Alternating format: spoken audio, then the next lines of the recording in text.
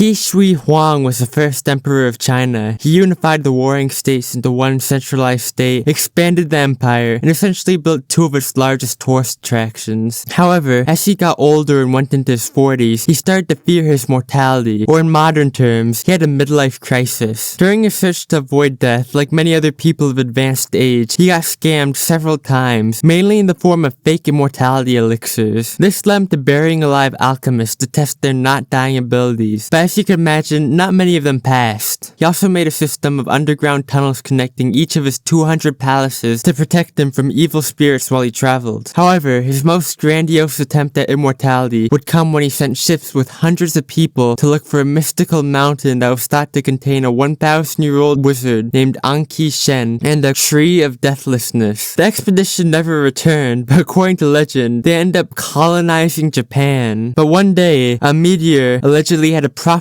inscribed on it that stated, quote, "The first emperor will die and his land will be divided." The emperor investigated the prophecy and looked to see who did it, but nobody fessed up. So naturally, he just decided to kill everyone who lived near the meteor, like any reasonable leader would. Qi Shi Huang would then go on to die at the age of 49 while touring the country after getting seriously ill. While the cause of his death remains a mystery, it's widely speculated that his elixirs of immortality ended up killing him, as they contained mercury, which if you didn't know, will mess you up. But Chancellor Li Si was like, do you realize something? Let me tell you, if the public finds out the emperor is dead, the people could revolt, and we would have to move out of China. To the emperor's son, Ying Huai. So fearing his death might trigger an uprising. While the imperial entourage returned to the capital, Li Si brought food to, sent messages to, and changed the clothes of the dead emperor, basically pulling a weekend at Bernie's. But once the emperor's rotting corpse started to smell, as decaying corpses typically tend to do, he arranged for rotten fish to be carried in front of and behind the emperor's cart to mask the smell until they got back to the capital. And once they got there, they announced the emperor's death, allowing for Ying Huai to eventually ascend to the throne. Alexander Bogdanov was born in 1873 in Belarus in the Russian Empire. And to summarize his long and storied career, he went to school, got exiled, went to school again, heard of Lenin, became a doctor, then got arrested for 6 months, then exiled again, came back to Russia, became a Bolshevik, then he got exiled again, met up with Lenin in exile, became a major Bolshevik figure, helped organize a bank robbery, formed a major faction in the Bolsheviks, got kicked out of the Bolsheviks, spent some time in Capri, gave up on being revolutionary, then returned to Russia in time for World War I, got shell-shocked, wrote about the 1917 revolution, started criticizing the new government, got arrested for 5 weeks despite the Bolsheviks actually trying to get him back into the party, and then he did what actually starts our tale, which was when in 1922 he went to London and got a book about blood transfusions. Instantly becoming fascinated, Bogdanov went back to Russia and started the Institute for Hematology and Blood Transfusions in 1924 or 25. There he started experimenting with blood transfusions to try and obtain eternal youth, or at least some rejuvenation, with one of the people who volunteered to be experimented on being Lenin's sister, Maria Ulyanova. After Bogdanov underwent 11 blood transfusions, he reported better eyesight, his balding ending, and other positive effects, with one of his friends writing about how he became, quote, 10 years younger. But in 1928, he had the bright idea to take from and give blood to a student of his who had both malaria and tuberculosis. While the student ended up making a full recovery, he himself ended up dying from injecting himself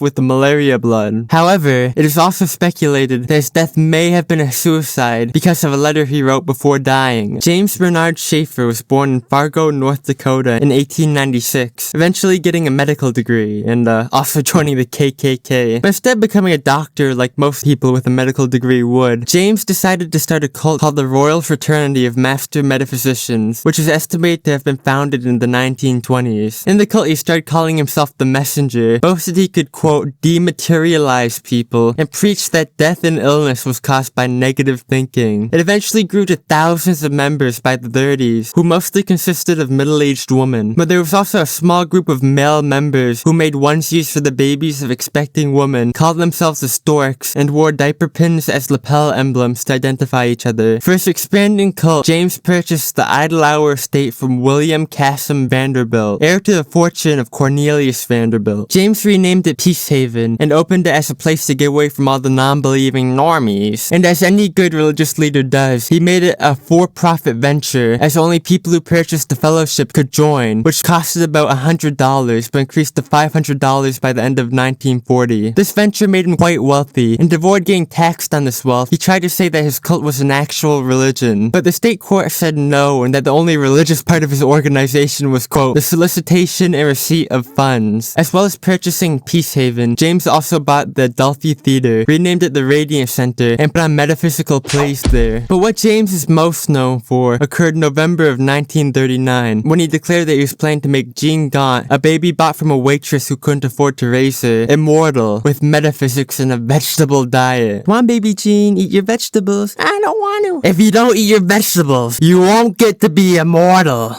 Their plan revolved around the idea that if Jean never heard any words or ideas relating to death, aging, disease, etc., her mind wouldn't let her become old or sick. Basically, it was the statement, what you don't know can't hurt you, taken to its logical extreme. The group intended for her to become their immortal forever leader, but their plan quickly fell through when both of Jean's parents wanted her back, and also due to the fact that it just cost a lot to raise a child. The girl's mother filed a lawsuit against the group, and the New York Attorney General filed grand larceny charges against them as well. The various lawsuits filed against the group, which included a dispute over a diamond ring worth $50,000, resulted in major financial problems which caused the foreclosing of Peace Haven. And on March 24th, 1942, James pled guilty to all charges and was sent to Sing Sing prison for 5 years. After his time as a cult leader, he opened a correspondence school, basically a school by mail, in metaphysics, as well as publishing a New York magazine only about metaphysical issues. But James and his wife Celia were found dead in a car on his school's grounds one day, with a note telling his daughter how to continue the school, also stating they had, quote, no other way out. And as of 2002, Jean is still alive and obviously doesn't like to talk much about the immortal baby part of her past.